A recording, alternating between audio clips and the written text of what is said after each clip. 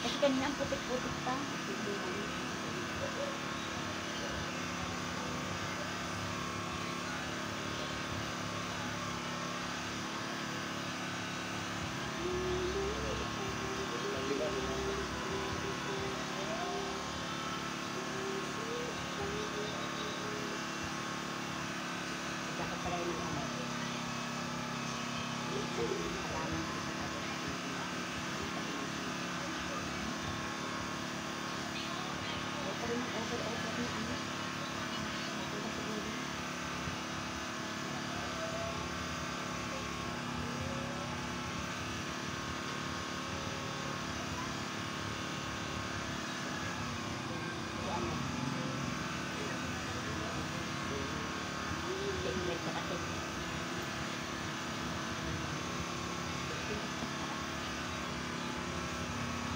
Baby ko yung magsimula kami sa kali. Pinis ko sa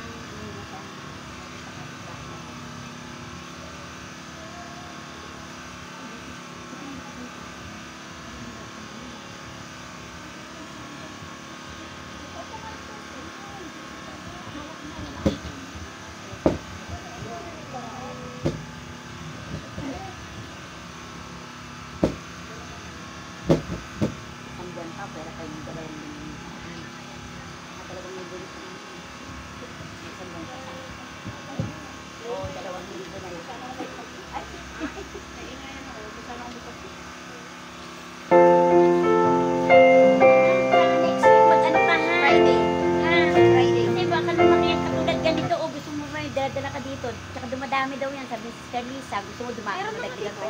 Ah, meron na naman. Aba. May friendship na siya.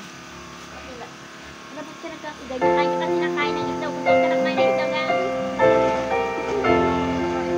Nag-order siya. Marunong ko siguro pakikuto ng manok. Pera ka na.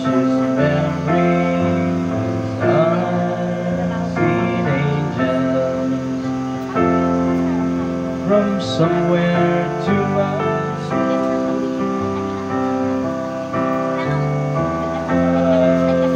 they linger ever near me.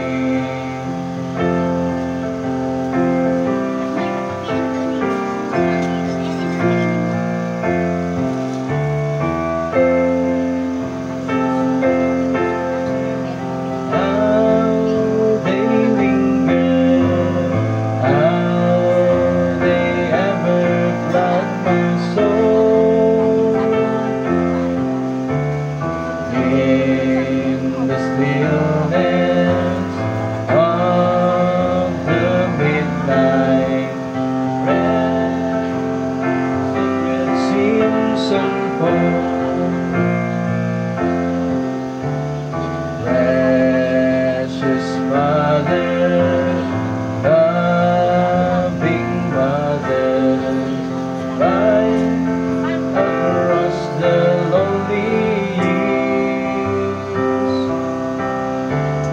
and old home sings of my childhood, fond memory appears. Precious memories, how they linger, how they ever flood my soul.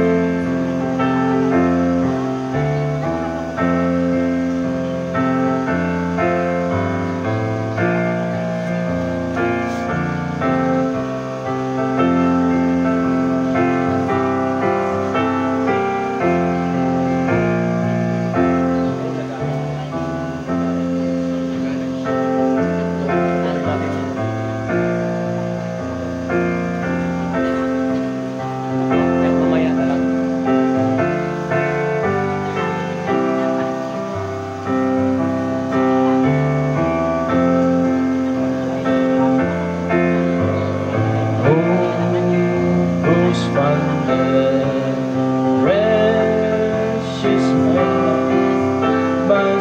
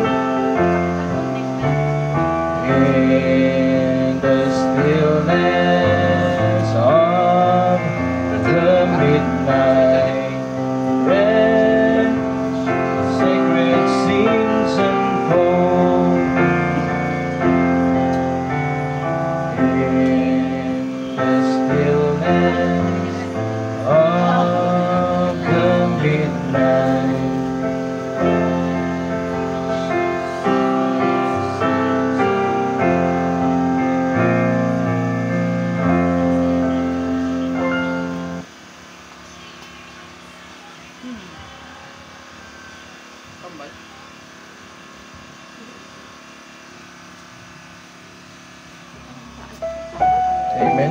Start po tayo mga kapatid. Pwede ba tayong tumayo? Awitin natin in His time. His time. In His time. He makes all things beautiful in His time.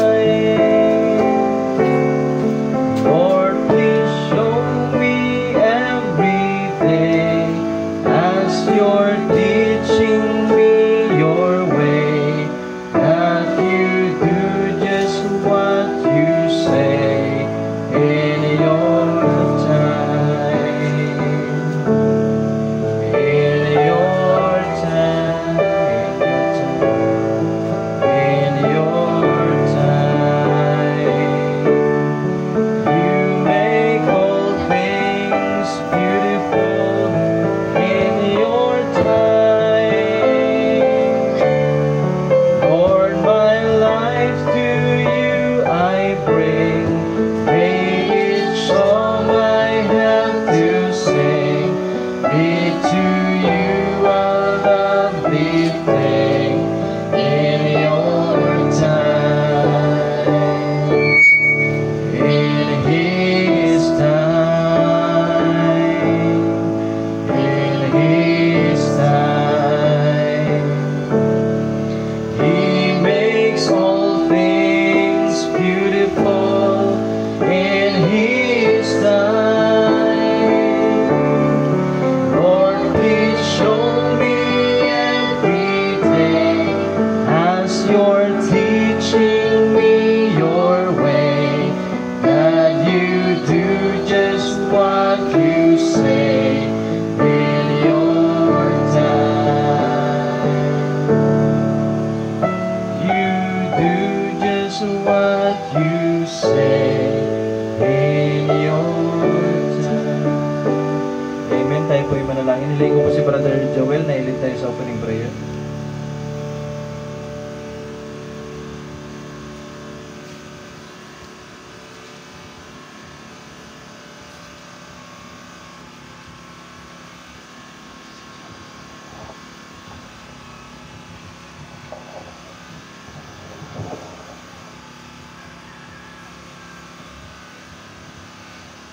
Ama namin banal, maraming pong salamat, Lord, sa umagang ito, Panginoon. Na kami po, Lord, ay iyo pong ingatan, Panginoon, sa umagang ito. At dinala mo po kami, Panginoon, sa dakong ito, Lord, upang ikaw ay aming sambahin sa Espiritu at katotohanan. Panginoon, sa umagang ito, Panginoon, nawa ikaw po ang siyang pumarito, Panginoon, sa aming kalagitnaan, Lord. Upang maghayag, Panginoon, ng iyong salita, Panginoon. At nawa, Panginoon, ang aming mga puso, Lord, ay ipong buksan ang aming mga isip, Panginoon, upang maging handa kami, Panginoon, na tumanggap ng iyong salita, Panginoon. At nawa, Panginoon, turuan po kami kung paanong magpakumbaba sa iyong harapan, Panginoon. Nawa, Panginoon, ay matanggap namin ang may buong kaamuan, Panginoon, ng iyong salita, Panginoon, na nagbigay buhay sa amin, Lord. Nawa, Panginoon, hayag at lantat, Panginoon, sa iyong harapan, Panginoon, ang aming mga puso, aming mga buhay. Wala pong nalilingid sa iyo, Panginoon. Kaya, Lord, anumang bagay, Panginoon, na sa iyong mga puso, Panginoon, na hindi ayon sa iyong kalooban, Panginoon, nawa ito'y iyong pawiin, Panginoon. Alisin sa iyong kaisipan, Lord.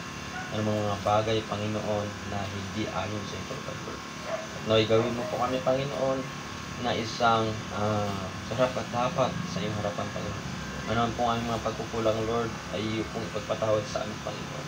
Ang aming mga nagawa, Panginoon, sa mga nakalipas na oras, sa isip, Panginoon, sa salita at sa gawa, Lord. Patawarin mo po kami, Panginoon. At nawa sa umaga ito, Panginoon, ay ikaw ang muna sa amin, Panginoon. Mula sa mga awitan, higit sa lahat, Lord, sa pagdadala ng iyong salita, Panginoon. Ikaw po ang siyang pumarito sa aming kalagitnaan, Panginoon, upang siyang maghayag ng mga salita, Panginoon. Gamitin mo po ang aming kapatid, mahal na pastor, Panginoon, upang ibigay mo sa amin, Panginoon, ang pagkain sa kapanahonan. Maraming po salamat, Lord, ito po aming samot dalangin. Sa matamis na pangalan ng Panginoon Hesus Kristo. Amen. Amen. Manatili tayo nakatayo, mga kapatid. Awit tayo.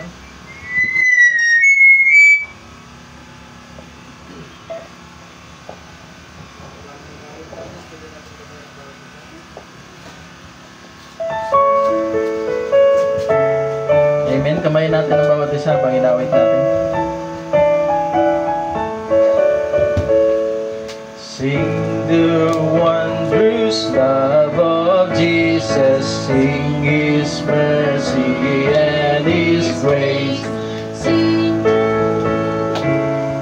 Then blessed He'll prepare for us a place when we all get to heaven. What a day of rejoicing that will be. See Jesus, we'll sing and shout a victory. While we walk the pilgrim pathway, clouds will overspread the sky. But when troubling days are over, not a shadow, not a sign. When we all get to heaven, what a day of rejoicing that will be. When we all see Jesus, we'll sing and shout a victory. Let us then be true and faithful, trusting, serving every day. Just one glimpse of Him in glory will the toils of life repay. When we all get to heaven, what a day of rejoicing that will be. When we all see Jesus, we'll sing and shout a victory. Onward to the prize before us, soon His beauty will behold. Soon the pearly gates will open, we shall tread the streets of gold. When we all get to heaven, what a day of rejoicing that will be. When we all see Jesus, we'll sing and shout a victory. When we all see Jesus, we'll sing and shout a victory. Amen. Sa pangawitin. Awitin natin.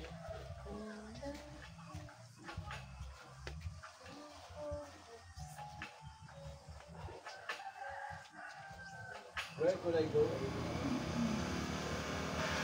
In the low in this old sinful world, hardly a comfort can afford.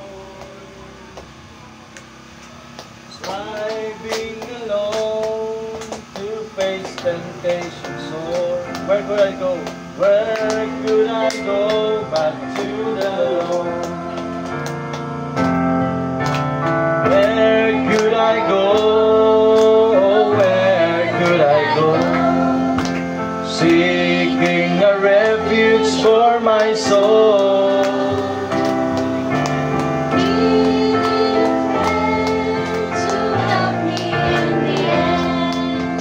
Where could I go but to the Lord? Neighbors are kind, I love them everyone. We get along in sweet accord.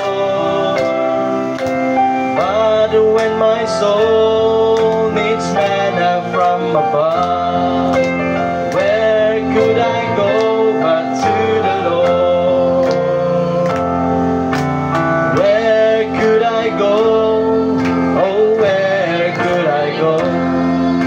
Seeking a refuge for my soul.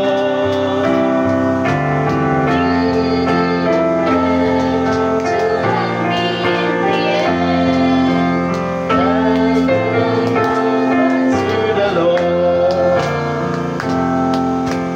Life here is grand, with friends I love so dear. Comfort I get from God's own word.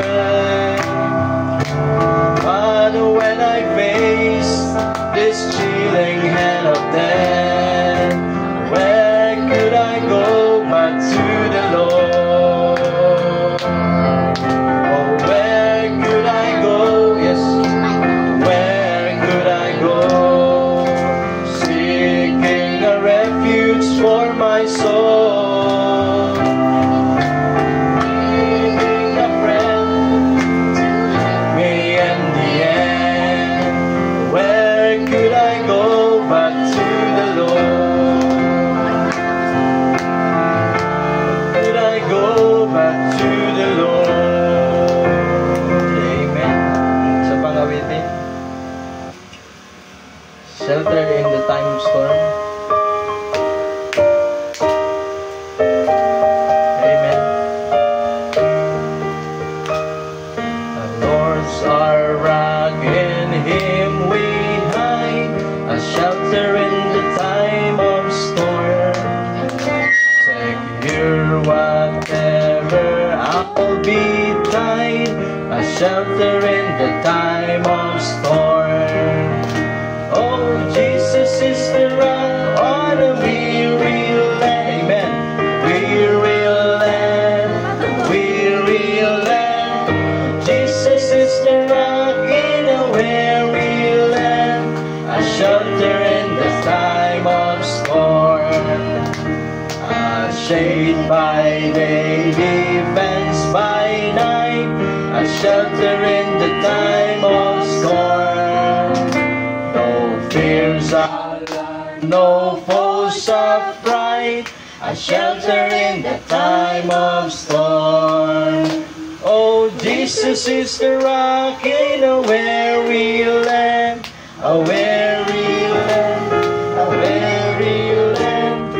Jesus is the weary land, a shelter in the time of storm. These storms may round us be, a shelter in the time of storm. Our safe retreat, a shelter in the time of storm. Of storm. Oh, Jesus is a rock in a weary land, a weary land, a weary land. Oh, Jesus is a rock in a weary land, a shelter in the time of storm. Rock divine, oh refuge dear, a shelter in the time of storm. Very near, a shelter in the time of storm. Time of storm. Oh, Jesus is a rock in a weary land, a weary land, a weary land. Oh, Jesus is a rock in a weary land, a shelter in the time of storm. Amen. Hallelujah. Amen. He paid the debt. Yes, Lord. Pay the debt He did not owe. I owe a debt I could not pay. I needed someone to wash my sins away. Amen. And now I sing a brand new song, Amazing Grace. All day long Christ Jesus paid a debt that I could never pay. He paid the debt at Calvary. He cleansed my soul and set me free. I'm glad that Jesus did all my sins away. Amen. Now can sing a brand new song, Amazing Grace. All day long Christ Jesus paid a debt that I would never pay. One day He's coming back for me to live with Him eternally. Won't it be glory to see Him on that day? Hallelujah. And we'll sing a brand new song, Amazing Grace. All day long Christ Jesus paid a debt that I could never pay.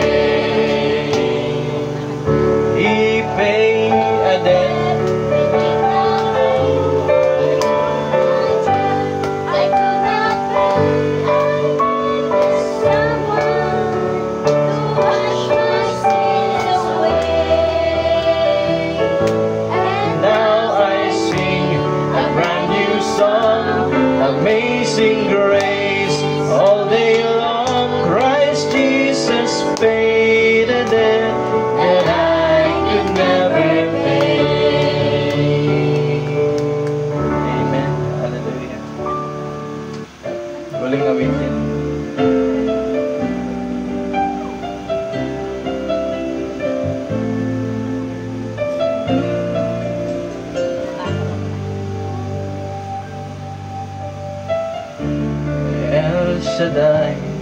El Elyon Adonai.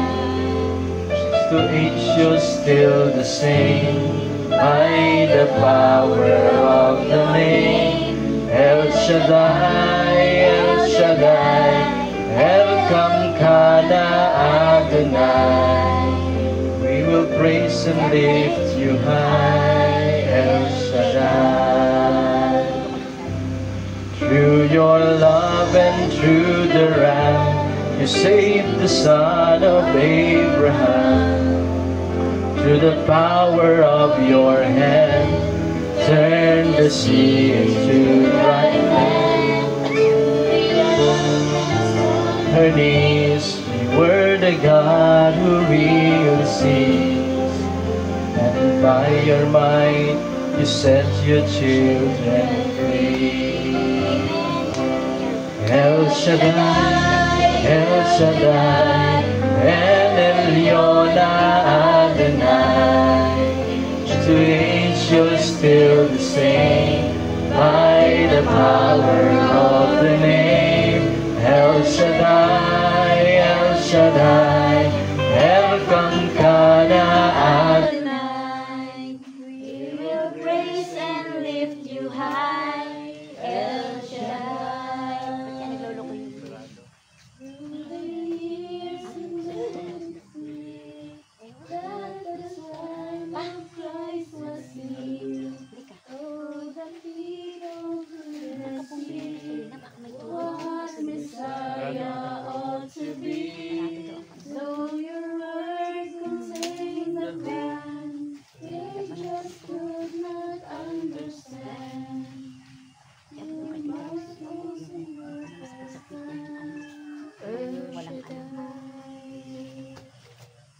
El Shaddai, El Shaddai, El Elyon Adonai.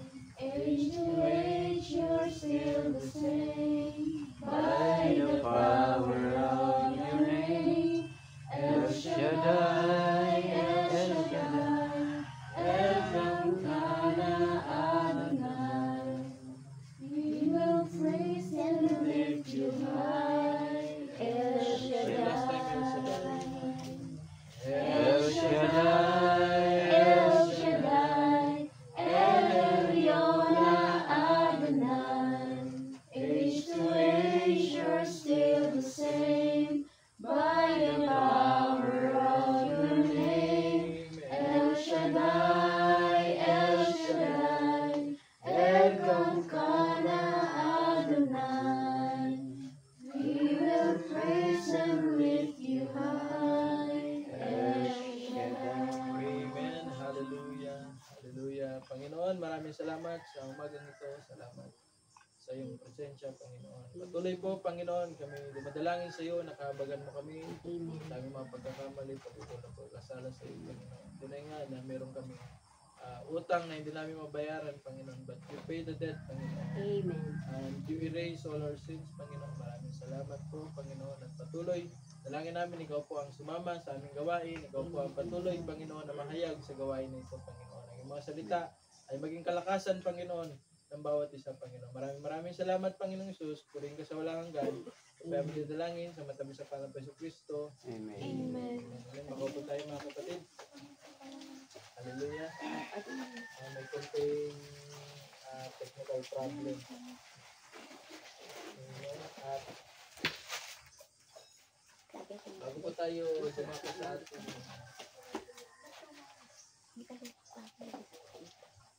mga patuturo,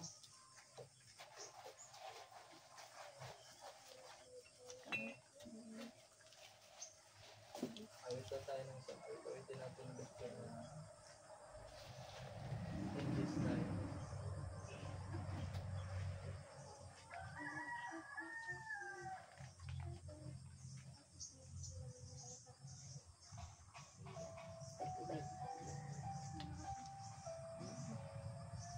Sabay na lang.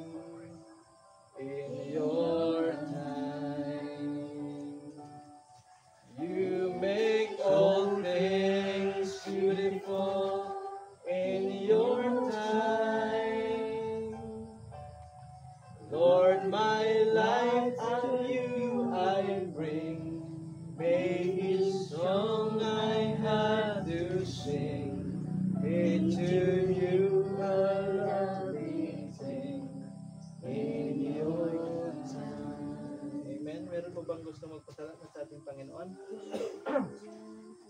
maganda gawit o kaya ay magpasalamat, magpatuto sa ating Panginoon, malaya po tayo. Magpatuto ngayon. Amen. Taas lang po ng kamay para po matawag. Sister Rose. Sister Rose. Bigyan na yung sister. Amen.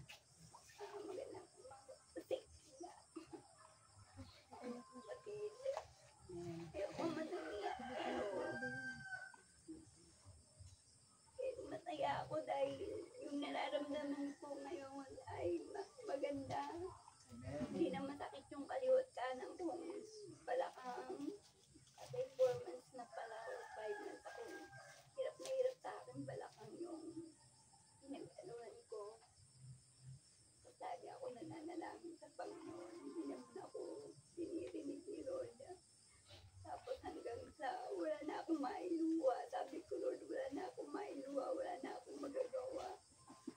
Hindi ko na lang ako. Sabi ko, Lord, yun man ang kalooban mo na hindi ako pumaling or gumawa na ako. Wala namang pagbabago. Tapos sabi ng ate ko, Lord,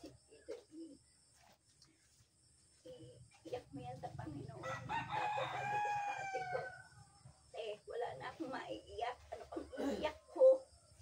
5 buwan na akong umiiyak sa Panginoon.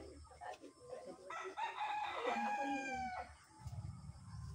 wala nang maiiyak. Tapos yun, iiyak na ako dahil masaya na ako.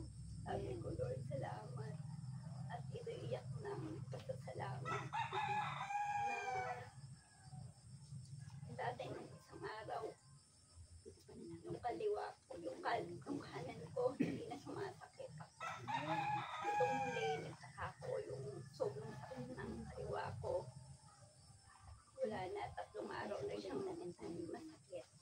Kaya, pasalamat ako sa Panginoon. Wala ko. Magagaya na ako kay Abraham na 25 years ako maghihintay ng kagalingan. At saka sabi ko, nabasa ko sa 7 stage of a perfect man.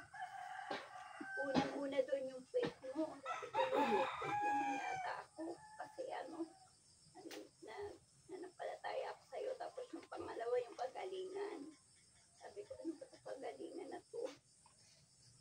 Yung pananampalataya mo ng yung yung divine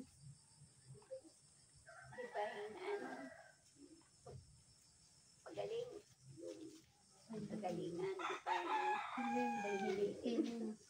Ayun, tapos sabi ko, parang hindi yata ako makakalampas dito sa divine healing na to. Parang hindi ako makakakyat sa sa 7 stage of a perfect man. Kasi nabasa ko yun eh. Sabi ko, parang hindi man ako makakadaan din, makakaakit dito hanggang faith lang ako, wala na pagalingan. Kasi kailangan pag may faith ka pa sa Panginoon, mag-aano yun, magalingan, evolution ba yun? Magaganapan siya pag may sakit ka, gagalingin ka. Tapos, nagbabasa ako ang dami ko nang nabasa na pinagaling ni Lord sa tablet, pati ni si Brother Banham. Sabi ko, Lord, ba't ako wala nito? Siguro ako sabi ko gano'n, wala siguro akong papalataya kasi hindi ako gumagalan, sinasandali lang. Tapos sabi ko sa Panginoon, lahat na lang para ako. Sinabi ko na sa Panginoon, kaya talaga gumaling, huwag na kayo magsaka kung ako'y napakabait na. Kasi lahat na lang pangako sa Panginoon, ginawa ko na, sabi ko, Lord, mabalik yung normal kong kilos. Siguro yung pinakamabait na tao sa buong mundo. Pero sabi naman ng Panginoon, wala mang ibig sabihin yun yung mababait natin ginagawa. Wala nang ibig sabihin yung kung ano man yung mabubuti natin ginagawa. Kasi sabi ni Brother Brand, mas hindi ka naman sumasakit ng buhay. Wala ka doon. Hindi ikaw yun. Sabi na gano'n ni Brother Brand. Kaya walang makakapagsabi kung sino man yung secret, sino man yung bride na yun. Pero nagpasalamat ako sa Panginoon dahil napunta kami dito sa mensahe. Talagang viewer to, nakakatakot na nakaka-excite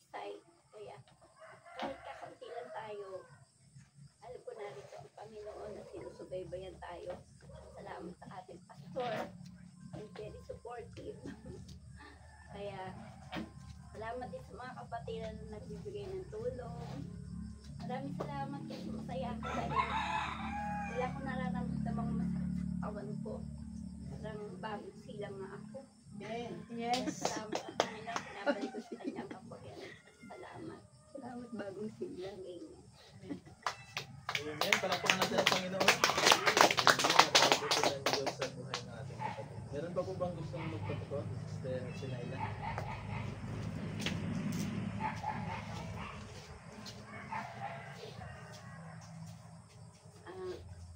Nais ko pong pasalamatan ang Panginoon unang-una sa lahat ng mga biyaya at sa kalakasan. At sa patotoo ng sister ko na tutuwa ako na maayos yung pakiramdam niya. Sa totoo lang po, kasi pinapalo kami ng Panginoon. Wala na kasi kami ginawa niya kundi katalinuhan namin, pinaglalaban namin lagi. Katalinuhan namin lagi kami naglalaban sa talino. Ang nangyari po, sabi ko pinapalo tayo ni Lord kasi ganyan ang ginagawa natin. At isa pa, nag-ano po ako, pinanalangin ko siya sa Diyos. Sabi ko, Lord, bigyan mo pa po kami ng chance ng kapatid ko. Sabi ko gano'n na. Lagi ko rin namang pinapanalangin sa Diyos na mapagtagumpayan namin itong mga... Minsan wala naman din kabuluhan yung pinagtatalunan namin eh. Tapos maghihiwalay kami na magkagalit. Lagi kaming ganun dalawa kasi sabi ko sa kanya, pinapalo tayo ng Panginoon kasi ako, minsan, pag naiisip ko siya, naiinis nga ako pagkaya, kakaabutan ko kasi ng pagkain o ano, kasi inuutusan niya ako, naiinis pa ako, pero salamat sa Diyos, alam ko na pagtagumpayan namin ang lahat. At iiyak ko rin siya sa Panginoon, sabi ko, Lord, ano po, pagalingin mo po si Rose, sabi ko, nawa ko mabuhay pa siya ng matagal kasi pag nakikita ko siya, parang talagang ano na yun, ano na siya talaga. Parang nawawala na ako ng pag-asa pagka tinitingnan ko siya, pero salamat sa Diyos dahil tinatanggap ko naman ang lahat ng saway ng Panginoon. Saka naano ko rin yung sarili ko, pinag-pray ko rin naman yung sarili ko na maayos ko rin yung karakter ko. Kasi mabait naman ako, pero pag siya yung kaharap ko, parang nagiging salbahe ko. Thank you Lord. At pinapasalamatan ko rin ang Panginoon na nilagay niya yung bahay dalangin niya sa lugar na to. At pinapasalamatan ko siya kasi sa buong linggo binless niya rin ako na makapagpuri sa kanya, makapagbasa ng mga salita niya, nakapagbuklat ako ng Bible. Kaya pinupuri ko ang Diyos dahil minsan ang hirap din gawin talaga ng mga bagay na yon pagka hindi ka nabigyan ng Diyos ng burden.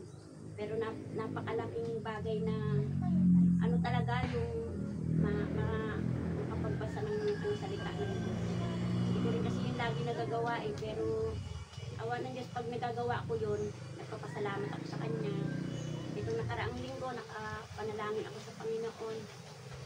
Pag-pray ako sa Kanya, kaya pinapasalamatan ko siya dahil nararamdaman ko na binabalik niya yung joy ng ng salvation ko. Kaya pinapasalamatan ko ang Panginoon at kahit ganyan yung kalagayan na minsan na hirapan din kasi ako yung ganyan, konting ulan, baha. Pero naniniwala naman ako sa Panginoon na maaano rin yan na mabibigyan din ng solusyon itong mga bagay na to. Kasi alam naman ni Lord na minsan natatanong ko nga ba't kaya dito ako nilagay ni Lord sa ganito alam niya rin binabaha ako. Pero siguro talagang may plano rin naman ang Diyos yan. Ito naman ang nakakaalam. Kaya nais ko siyang handugan ng awit.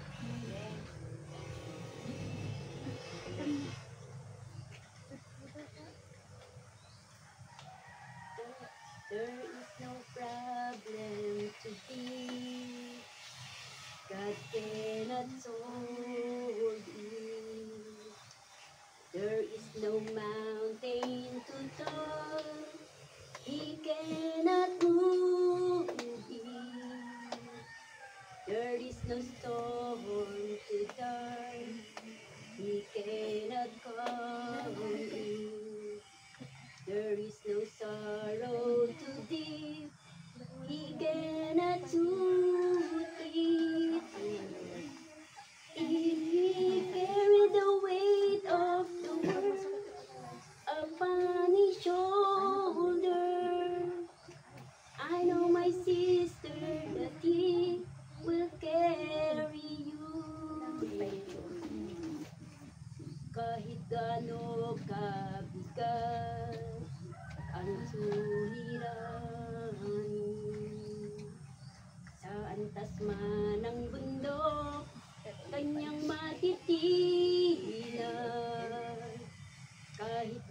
iyong kay dilim pagliliwanagin. Paghihirap mo ay kanyang papawiin. Kung nakaya niyang pasanin sala ng mundo, kaya kanyang akayin, kaibigan ko. Amen.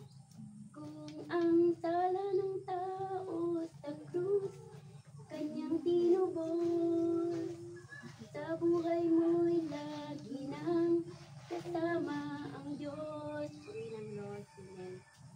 Amen. Amen. Talakpan natin ang Panginoon. Amen. Meron pa po bang gusto mong patotoo? Salamat sa Panginoon. Amen. Wala na po ba? Baka may gustong humabol bago tayo dumako sa pangaral ng salita ng Diyos. At kung wala na po mga kapatid, ay pwede ba tayong tumayo? Amen. Magbabasa lang tayo ng talata. Salamat sa mga pagtutuo na may nakakabito ng Diyos. Dito sa Revelation chapter 2, verse 8 to 11. Sabi ko dito, and unto the angel of the church in Smyrna, write these things, saith the first and the last, which was dead and is alive. I know thy works and tribulation and poverty, but thou art rich. And I know the blasphemy of them which say they are Jews, and are not, but are the synagogue of Satan. Fear none of those things which thou shalt suffer. Behold, the devil shall cast some of you into prison, that ye may be tried, and ye shall have tribulation 10 days. Be thou faithful unto death, and I will give thee a crown of life. 11, he that hath an ear, let him hear what the Spirit said unto the churches. He that overcometh shall not be hurt of the second death. Tayo mo ko sa ating Panginoon, tayo manalangin. Ama namin Diyos na makapangyarihan sa lahat, maraming salamat sa pagkabasa ng salita.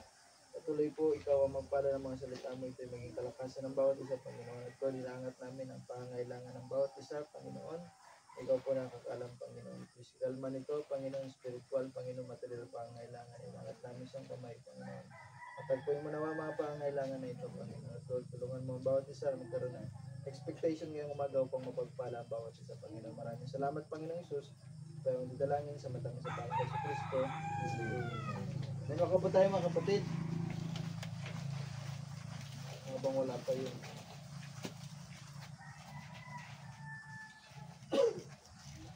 Nagluwa tayo ng detector.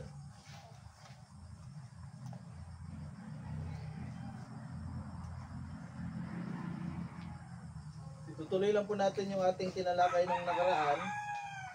Hindi pala projector. Generator. Nagloko yung generator natin. So yung ating pinag-aralan nakaraan ay nasa first church age na tayo. Nakita natin yung unang iglesia, kapanahonan ng iglesia sa Ephesus, paano nakapasok ang kaway, paano na sila ay mataas yung kanilang ginagawa para sa Panginoon, pero dahil sila ay nag-relax, ay nakapasok ang kaway at dito pumasok ang deeds o gawa ng mga Nicolaita. So yung gawa ng Nicolaita, natalakay na rin natin yun, at tinimay-himay natin. So nakita natin na ito po ay gawain ng mga Kristiyano din sa panahon na yon, mga kapatid, na inaangat lang yung posisyon ng pastor, posisyon ng manggagawa, at pagkatapos ay nakukonquer na yung kanyang kongregasyon o yung mga natural na tao. So ngayon po dito tayo papasok sa pangalawang age dito sa Smyrna, at binasa nga natin, sabi nga dito nagpapakilala ang ating Panginoong Hesus, the first and the last, which was dead and is alive. So, alam natin na mayroong kaugnayan yung kanyang pagpapakilala sa mangyayari dito sa iglesia, no, ng Smyrna. Sabi niya pa, ang iglesia ng Diyos ay, sabi nga, I know thy works and tribulation and poverty. Mahirap sila, nag-umpisa sila ng mahirap. Ganyan po yung mga mananampalataya. At pagkatapos, sabi nga ng Panginoon, pero kayo ay mayaman. O, physically, mahirap yung iglesia ng Diyos, pero spiritually, napakayaman ito.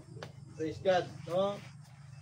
At sabi nga, may mga nag-aangkin, sabi nga, I know the blasphemy of them which say they are Jews. Inaangkin nila na sila yung original, na sila yung ligtas. Kaya may mga ganyang iglesia, sabi nga sila yung ligtas, sila lang ang ligtas, sila yung original. Pero sabi nga, sila po ay sinagoga ni Satanas. Doon pa sa pangalawang iglesia sa Smyrna ay ipinapakilala ng Diyos, mga kapatid, na hindi lahat ng nag-aangkin na Kristiyano, nag-aangkin na sila ay naglilingkod sa Diyos, sa Diyos nga naglilingkod. Pero sila nga ay sinagoga ni Satanas, sabi ng Biblia.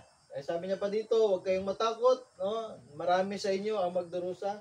At sabi nga, and you shall have tribulation 10 days. Magkakaroon sila ng tribulation 10 days. Mamaya makita natin kung paano ito na-fulfill. Sabi niya, be thou faithful unto death, and I will give thee a crown of life.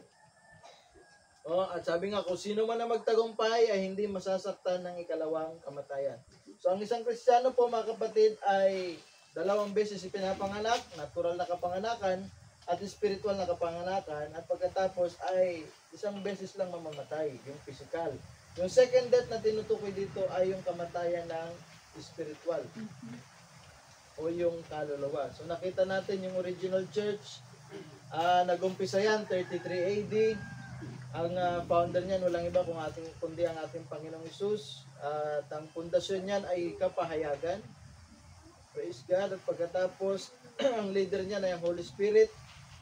At pagkatapos ang kanyang kalagayan, ang unang iglesia ng Diyos. Maging sa atin, pagka tayo ay nakatanggap sa ating Panginoong Hesus, ang kalagayan natin sa harapan ng Diyos ay perfect. Pero yung ating mga tao, yung mga tao sa paligid natin, kahit kailan hindi tayo magpo-perfect. No? So tayo ay nagiging perfect, nagiging sakdal sa harapan ng Diyos, hindi dahil sa ating mga pagsusumikap sa mga gawa natin, kundi dahil doon sa tinanggap natin ng perfect sacrifice. Tinanggap natin yung salita ng Diyos, alam natin, ang salita ng Diyos, nandyan ngayon yung dugo. Nandyan yung dugo.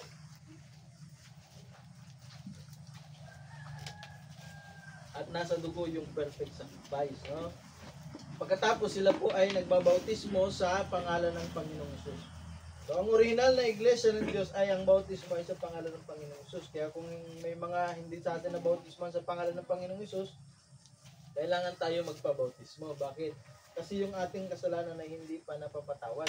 Kasi mapapatawad lang yung kasalanan natin, sabi ni Pedro, sabi niya, magsisi kayo at magpabautismo ang bawat isa sa inyo sa pangalan ng Panginoong Hesus, ang Kristo, upang sa ikapagpapatawad ng ating mga kasalanan. The very moment na tayo ay tumanggap sa salita ng Diyos, tinanggap mo yung salita na yun, salita ng Diyos, nanampalataya ka, nagsisika, pinatawad ka na. Pero merong initial evidence na tinanggap mo yung salita ng Diyos. Ano yun? Susunod ka, kailangan mo magpabautismo. Praise God. So yun ang patunay na tinanggap mo ngayon yung salita ng Diyos. So nakita natin sa Ephesians, nagpapakilala siya, He that holdeth the stars in his right hand. Nakita natin yung star yan ay yung mga mensahero, mga taong nagdadala ng salita ng Diyos. Nandyan yung mga ministro, yung fivefold ministry, yan ay star.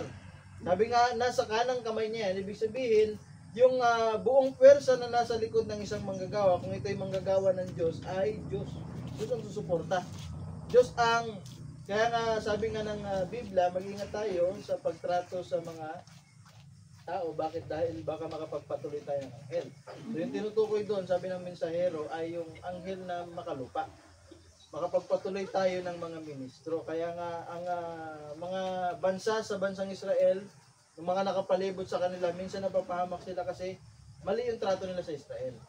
Ganon din pagdating sa atin, hindi lang sa mga manggagawa. Kasi bawat isa sa atin ay mensahero. Sabi niya, bawat isa sa atin ay may pulpito. Yung katawan natin, yun yung pulpito, na dapat tayo mangaral doon.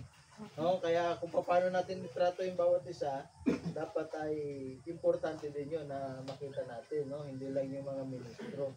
So dito nakita natin na dati Diyos ang pumipili, ngayon ang pipili ay tao na. Kaya pagdating po dito sa atin, mga kapatid, wala tayong wala tayong pabrika ng mga pastor. Praise God, walang Bible school. na kung saan doon ay inoordinahan, doon sila pinipili, kundi ang Diyos ang pumipili ng mga manggagawa. Praise God. At papatunayan din ito ng Diyos. Praise God. Dahil hindi tayo pwedeng tawagin ng Diyos na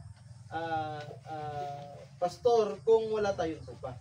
So meron at merong maniniwala sa atin. At pagkatapos hindi din tayo pwedeng tawagin ng Diyos. Hindi natin pwedeng sabihin na tawagin tayo ng Diyos na teacher tapos sa tuwing mangangaral tayo naguguluhan yung tao. Sa tuwing mangangaral tayo ay nagkakaroon ng confusion. So hindi po ganoon. Ganon din sa evangelist, sa mga apostol, no? At nakita natin, sabi nga dito ay iniwan nila yung unang pag-ibig. Yung leadership ng Diyos, iniwan nila. Yung leadership ng salita ng Diyos, iniwan nila at pinalitan ng edukasyon. Kaya ibinigay doon sa mga mas aral, sa mga politically minded, nakita natin nakaraan, doon sa mga politically minded na tao, ibinigay yung posisyon ng pastor. Kasi pagka ganoon, mga kapatid, ay mas mabilis yung paglago, mas mabilis yung pag-develop ng church. Pero sabi nga ng Biblia, yun ay deeds of Nicolaitan. Gawa yun, kaisipan pa lang. Gawa ng ibig sabihin, hindi pa siya standard nung panahon na yun.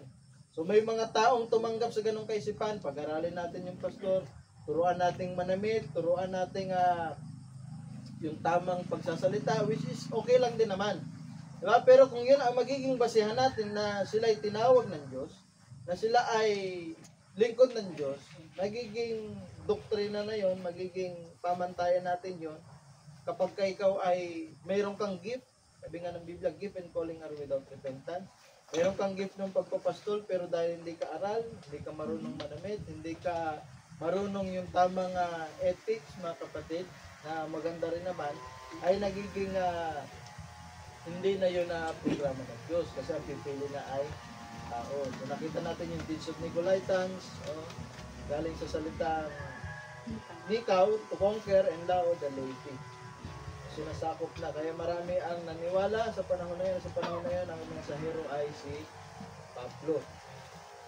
Ngayon, pagdating sa ikalawang age, mga kapatid, nagumpisa ito. Kaya kung mapansin natin doon sa illustration ng mensahe, ay yung itim na part ay lumaki ng lumaki. Ibig sabihin, dumadami sila. Kaya minsan ganyan ang basihan ng tao. Kung kayo ay totoong gawain, bakit konti kayo? Bakit kami dumadami kami ng dumadami, kami yung pinakamarami. So hindi po natin pwedeng basihan yun. Dahil sabi ng Biblia, maging ang Israel ay pinili ng Diyos dahil konti sila. Hindi dahil sa marami sila. So hindi natin pwedeng basihan na yumayaman tayo, nagiging umaasenso yung buhay natin, nasa Diyos na tayo. No? Dahil dito sa pangalawang iglesia, sabi niya nga yung iglesia ng Diyos ay mahirap physically. Kasi makita niyo dito mga kapatid, kinukumpis ka yung mga pag-aari nila, makita natin, no? So yung Smyrna po ay yung salitang Smyrna, ang ibig sabihin po niya ay bitter with death. Kapaitan na may kasamang kamatayan. Kasi dito ay sumasalamin, maging yung pangalan ng bawat iglesia ay sumasalamin doon sa mga mangyayari sa panahon na yon. Kaya dito sa Smyrna ay puno ito ng kapaitan. Yung sabi niya dito, yung iglesia ng Diyos at yung iglesia ng Diyos na inaangkin nila, yung iglesia sila ng Diyos pero sila ay sinagoga ni Satanas, ay mayroong kapaitan sa bawat isa. Kaya nga pagdating po sa atin, hindi, sabi ng mensahe, we cannot persecute, elect cannot persecute elect.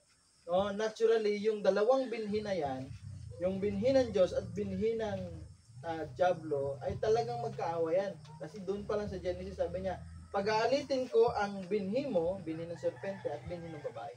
So, dalawang binhi yan, na pag binasa natin ang Biblia, ay dalawang pwersa na nag-aaway. Dahil magkabaliktad yan kahit kailan hindi yan pwedeng magsama.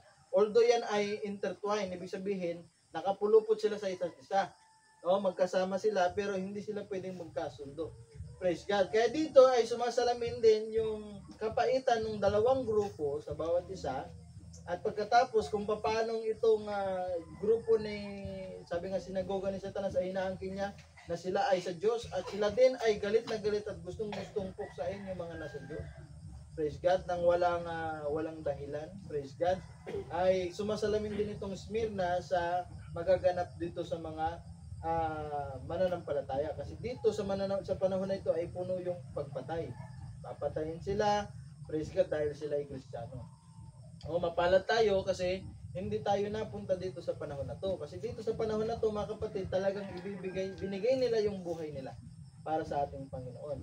Praise God. Pero kung hindi rin sila tutulungan ng Diyos, ay hindi rin sila mag-overcome. Kaya dito nagpapakilala siya, the first and the last which was dead and is alive. Kung paano ng ating Panginoong Hesus ay namatay at nabuhay na maguli, ito yung ipinapangako niya sa mga mananampalataya na mag-aalay ng kanilang buhay pagdating sa Smyrna para lang doon sa pananampalataya. Basahin ko dito sa isang church age book. Sabi niya, the word Smyrna means bitter, being derived from the word myrrh.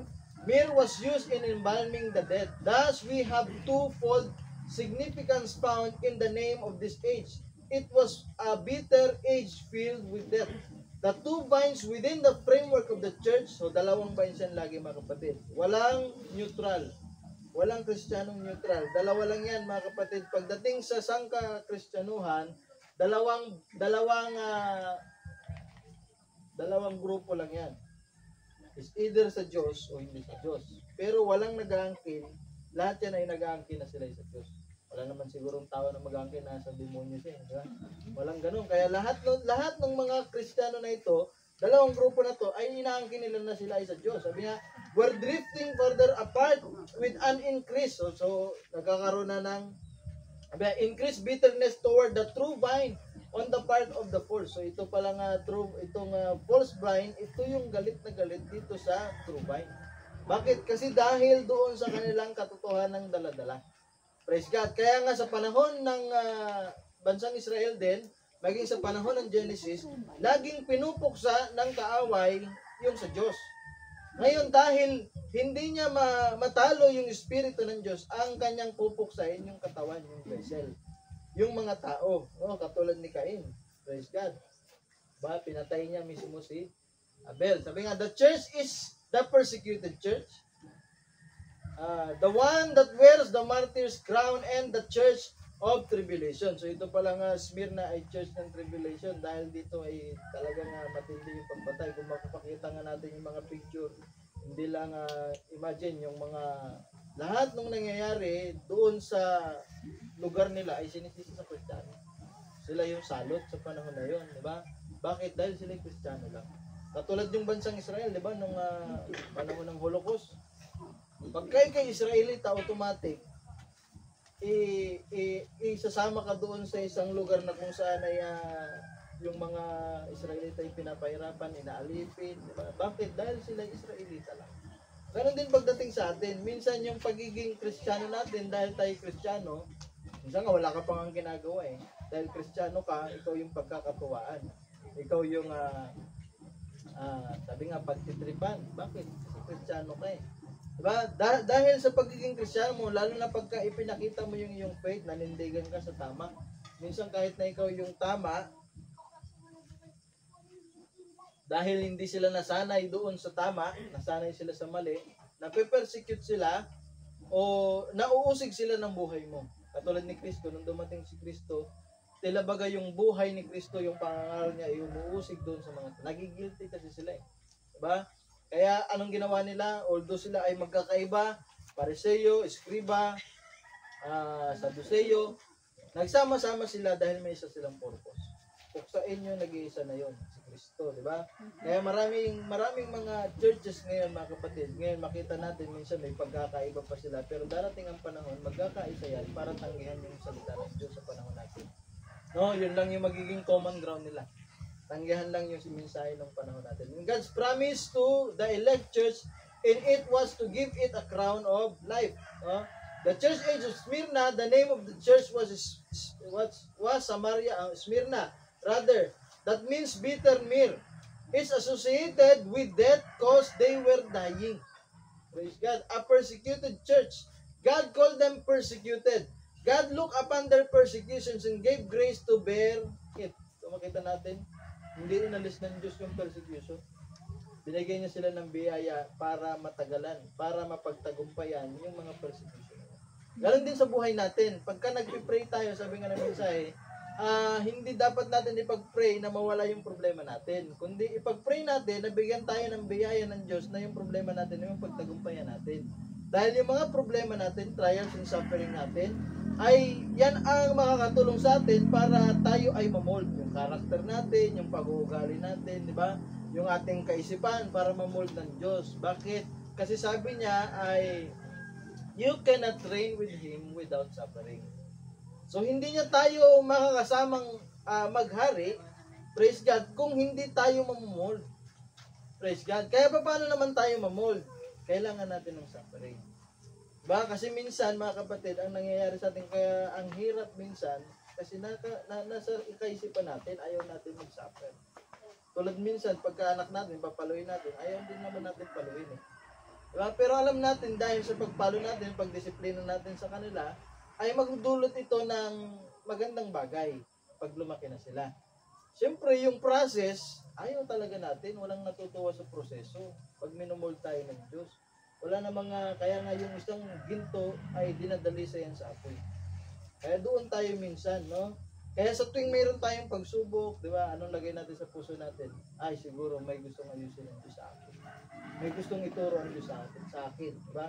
Hindi natin sasabihin na, ito kasing kapaling, malas siguro yung balat sa puwet.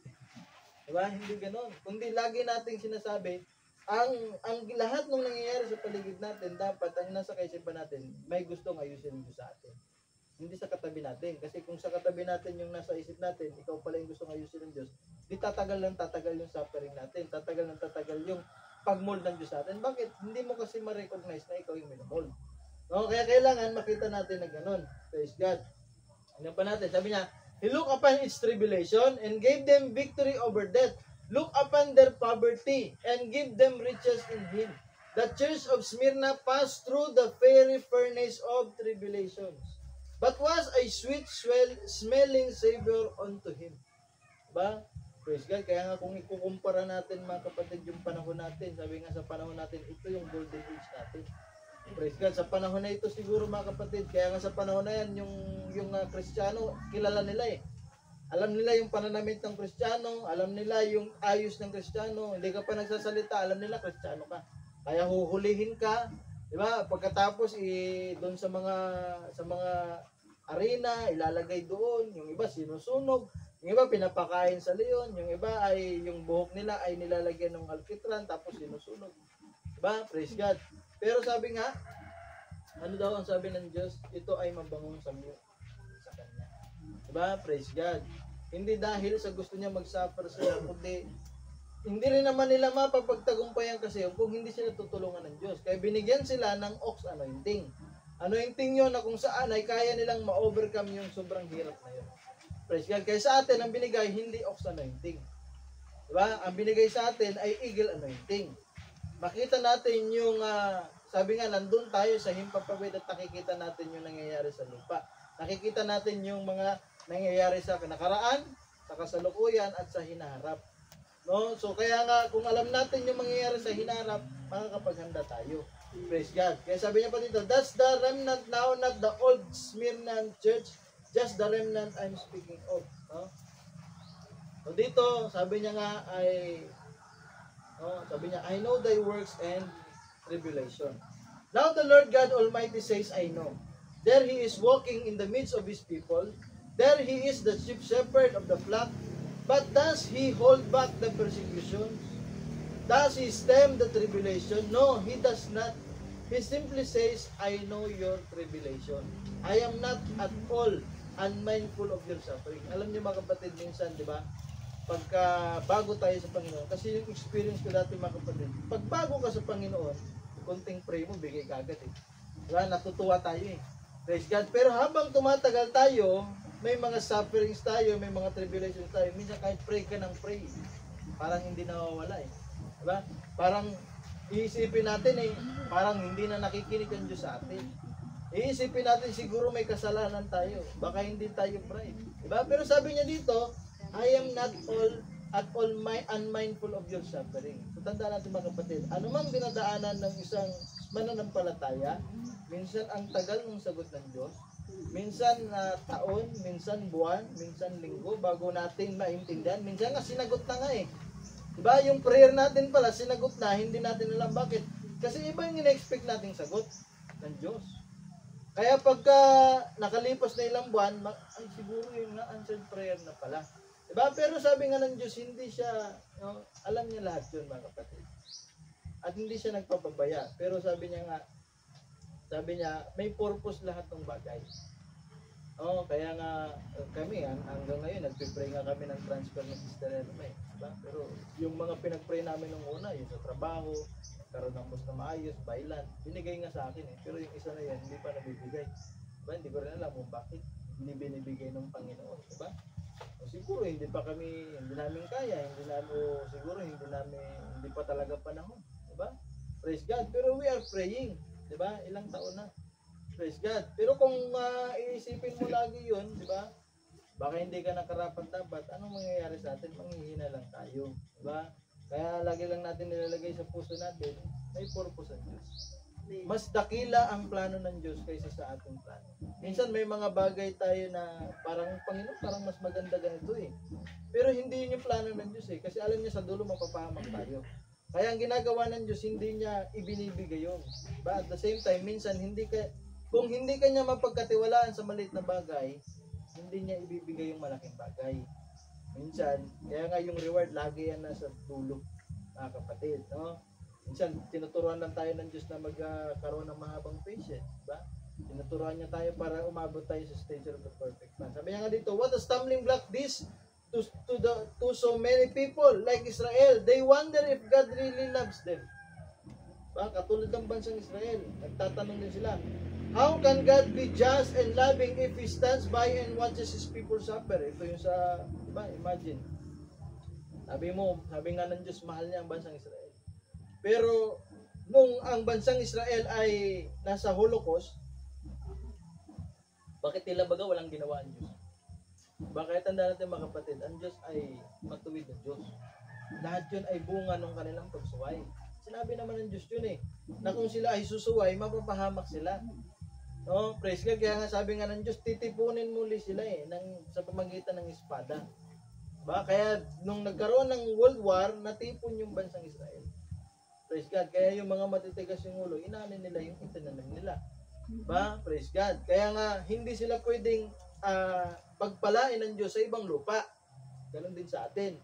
Hindi tayo pwedeng pagpalain. Tandaan natin mga kapatid. Kaya nga mayroong home church tayo Yung home church, although pinagpapala tayo sa ibang church, pinagpapala tayo pagka nagla-livestream tayo, pero iba yung dealing ng Diyos pagka nasa home church ka.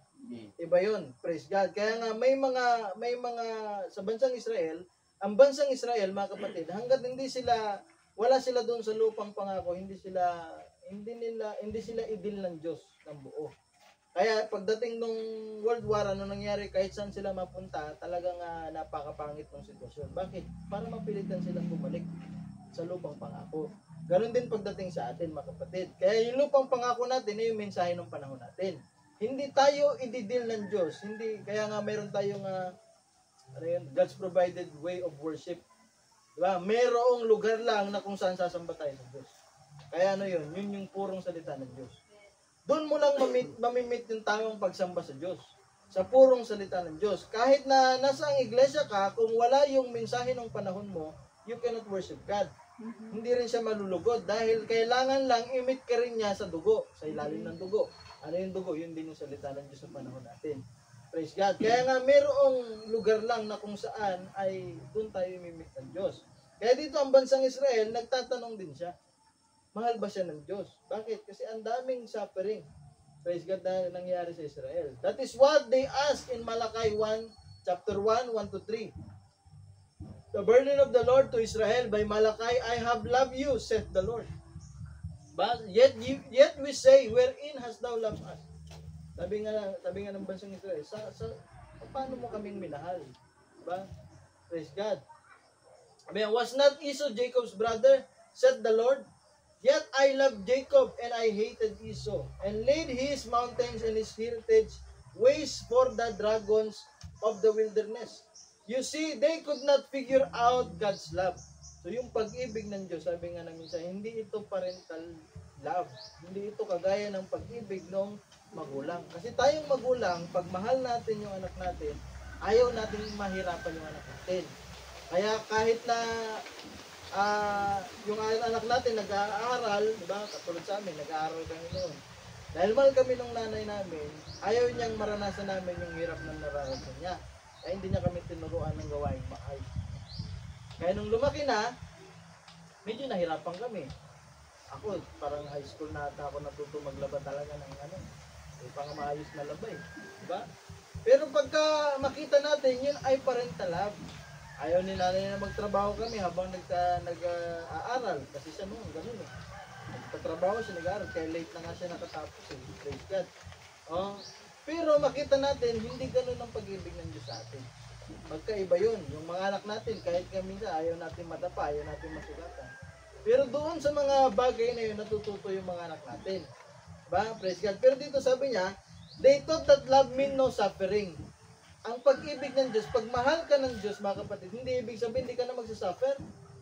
Dahil nga mahal ka ng Diyos, pinili ka niya, tinanggap mo ang salita ng Diyos. At pag tinanggap mo yung salita ng Diyos, dyan mag-uumpisa yung totoong laban. Pag tinanggap mo ang salita ng Diyos, dyan mas dadami yung problema mo. Mas dadami yung mga may ayaw sa iyo. Diba? Kaya nga sabi nga ng Biblia, ang unang kaaway mo ay yung sambayanan mo. Praise God.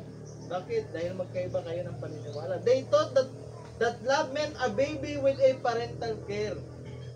Oh, but God said that His love was elective. Ang basihan ng pag-ibig ng Diyos ay elective love, yung kanyang pagpili. Praise God.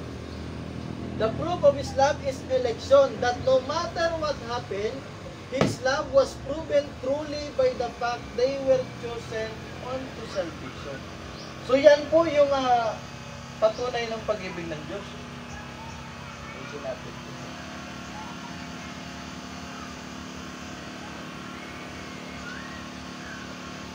Ayusin natin. Para makita natin.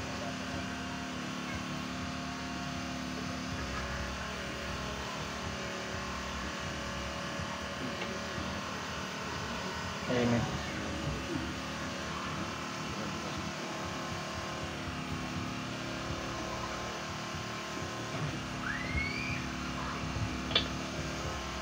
So sabi niya dito, the proof of His love is election. Yung kanyang pagpili. That no matter what happened, kahit anong mangyari sa iyo, diba? Dahil pinili ka ng Diyos, His love was proven truly by the fact they were chosen unto salvation. Na pinili tayo ng Diyos sa kaligtasan. Kung siguro ito ba ba?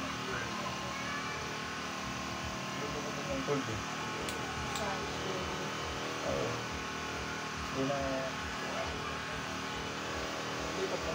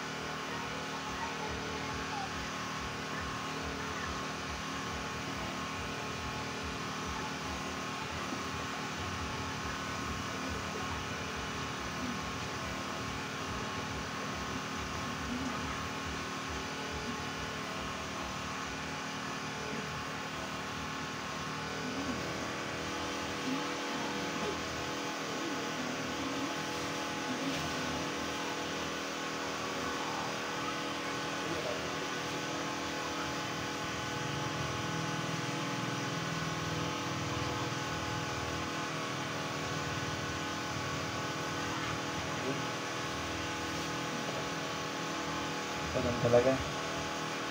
Tutuloy natin, no? Sabi niya, because God had chosen you to salvation through sanctification of the Spirit and belief of the truth. No? So yan po ang patunay ng pag-ibig ng Diyos, mga kapatid. Hindi dahil sa hindi ka na nagsasuffer, mahal na mahal ka ng Diyos, wala kang problema. Walang Kristiyanong walang problema. Kaya pag wala ka ng problema, di ba? Sabi nga ng mensahe, minsan pagka ang bansang Israel ay pagka plat na plat, yung kumbaga sa hospital, yung plat na plat ba? Diba? Walang up, walang down, di ba? Yan yung problema sa panahon natin. Akala nila pag kayo Kristiyano, bed of roses.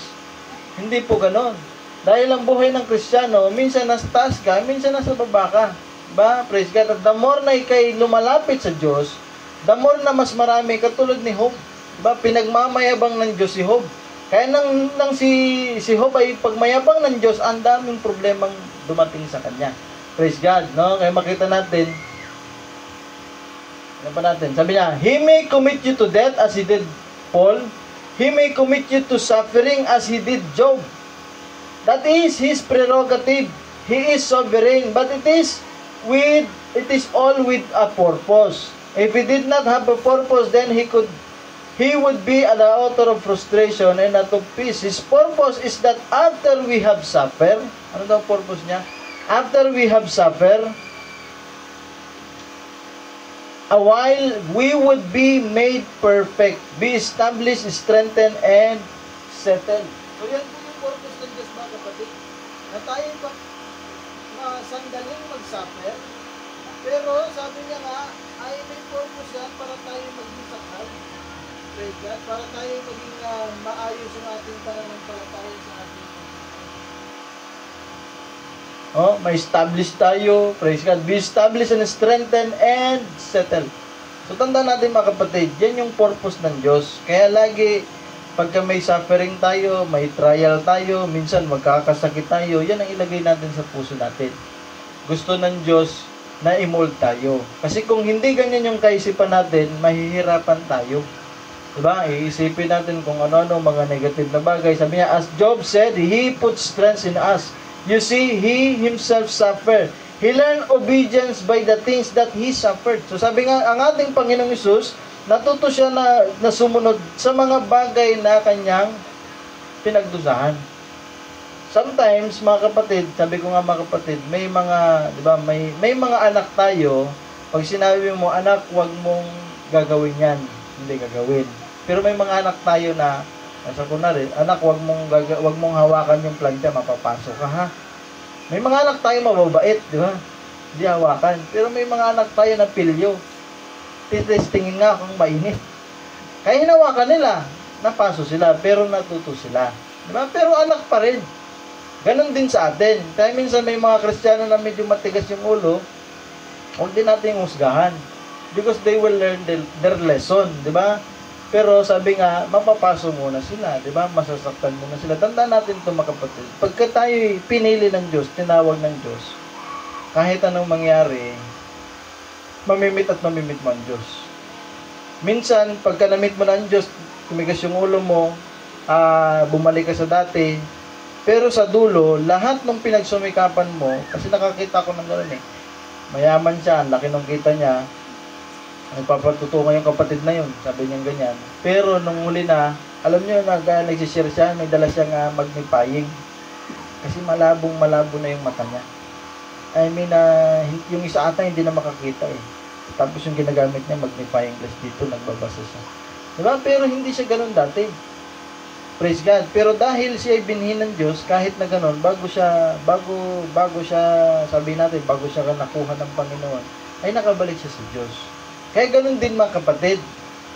Kahit na anong gawin mo, dahil ikay pinili ng Diyos, nakita na ng Diyos, alam ng Diyos na ikay binhi ka niya, the more na lumalayo ka sa Diyos, the more na mas mahirapan tayo. Kasi babalik tayo ng Diyos eh. Praise God. No? Lalo na kapag pinagpipray ka, no? Magulang. Sabi niya, though he were a son, yet learned he obedience by the things which he suffered. And being made perfect, he became the author of eternal salvation unto all them that obey him. In plain language, the very character of Jesus was perfected by suffering. Diba? Kaya pagka hindi pa yung character natin na hindi pa mold, the more na hindi mold yung character natin, the more na suffering ang dadaan sa atin. Bakit? Hindi tayo pinaparusahan ng Diyos. Minomold niya yung ating character. Diba? Praise God. Kasi pagka inisip mong pinaparusahan ka ng Diyos, napakahirap, mas mahirapan ka. Diba? Sabi niya, according to Paul, he has left his church a measure of suffering that they too, by their faith in God, while suffering for him, would come to a place of perfection. Why did he want this? Sabi niya, my brethren, count it all joy when ye fall into diverse temptations. Diba? Knowing this, that the trying of your faith worketh patience, but let patience have her perfect work, that ye may be perfect and entire, wanting nothing. Praise God. Why does He stand by? Kaya nga pagka may mga trials tayo, may mga pangailangan tayo, praise the Lord, di ba? Panahon na naman na ipakita ng Diyos sa atin that He is the provider. Praise God. Panahon na naman na ipakita sa atin ng Diyos na He is the healer. Diba? Siya yung nagpapagaling, diba? Kaya minsan pinapahintulot niya magkasakit tayo. Bakit ang Diyos ay naka-standby lang? Sabi niya, the reason is in Romans 8:17-18. And if children, then heirs, heirs of God, and joint heirs with Christ, if so be that we suffer with Him, that we may be also glorified together. So kung hindi tayo dadaan sa parehong suffering, kaya nga sabi niya, ang iglesia ng Diyos ay may inilaan ng Diyos na sukat ng suffering na dadaanan natin. Praise God. Pero sabi niya ganito, ang purpose niyan ay dahil tayo yung mga anak at tayo tagapagmana ng Diyos, kasamang tagapagmana ni Kristo. Na ano daw? Na tayo ay magdusa ng panandalian, that we may be also glorified, na tayo maluluhati din naman nakasama niya. For I reckon that the suffering of this present time are not worthy. Sabi ni Pablo, mga kapatid, yung suffering na dinadanasan ng mga Kristiyano maging sa panahon niya. Kung ikukumpara natin yung suffering nila Pablo sa panahon natin, wala ngang katiting eh. Di ba? Sila binabato. Di pa nga tayo binabato. Di ba? Si Pablo, ilang beses binato yan. Di ba? Praise God. Ilang beses yung sinasakyan niya nga nagmimisyon siya, yung barko, ilang beses na, sabi nga, nagkaroon ng aberya. Praise God. Pero sabi niya, lahat ng yon ay hindi may kukumpara saan? Sa kalulatian na tatanggapin o mahayag sa atin. Praise God. Kaya makita natin, mga kapatid, yung mga dinadaanan natin na yan, yung mga problema natin, sa pamilya, minsan sa kamag-anak, sa trabaho, di ba? Praise God. Minsan sa church, di ba? Yan ay mga bagay na hindi natin pwedeng may kumpara sa kalulatian na ihayag sa atin ng Diyos. Praise God. Kaya nga itong tinanggap nating mensahe, pagtanggap natin ito ay may kaakibat na price na dapat tayong bitawan. Ibig sabihin, may kaakibat itong may sasakripisyo tayo. Ano yun? Yung sarili nating kalooban. Diba? Minsan ayaw natin na may kaaway. Dahil di naman natin inaaway. Pagka hinayag mo yung pananampalataya mo, minsan di ba, dahil sa gusto mong may sharean siya, makakapagsabi ka minsan ng mabigat na pananalita. At pagkatapos, mamisinterpret ka. Di ba? Tapos lalayo na sa yung kaibigan mo. Di ba? Sabi nga namin sa hindi totoong kaibigan yon.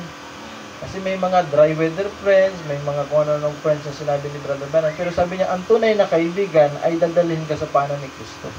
Sa paanan ng purong salita ng Diyos. Praise God.